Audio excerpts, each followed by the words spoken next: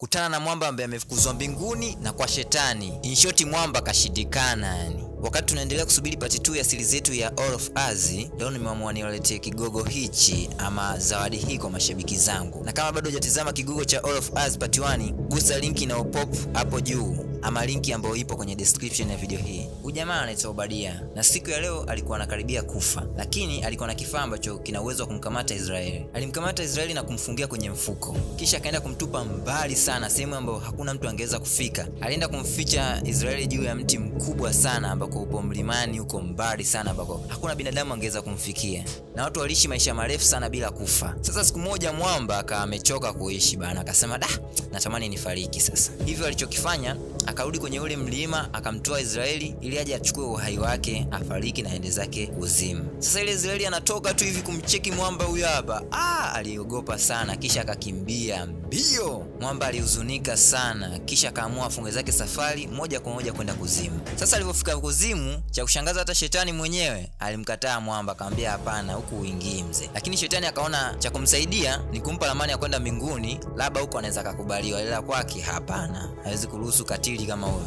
Basi bwana mwamba akaokota ramani, akafuata ile ramani mpaka akafika mbinguni. Sasa malaika wa getini ile kumuona tu mshikaji, akafunga geti, akamwambia kwamba uruhusi kuingia humo ndani. Basi bwana jamaa akawa hana budi, kabidi arudi zake duniani kinyonge, aishi zake tu maisha ya kila siku, atafanyaje sasa? Hivyo basi ngoma ikawa imeisha kwa style hiyo. Bwana, kama nilivyokuambia mwanzoni kwamba All of Us part 2 inakuja soon, so kama mkao wa kula, ni ngoma fulani vikali sana, najua utaenjoy. Bila kusahau udhamini wa Monix Peak, hawa dau ni wanapiga picha kali balaa. Ofisi zao zipo Sinza kwa Remi, usiache kuwafuatilia. Mimi ni One Aiman aka Icon of Africa. Bye bye.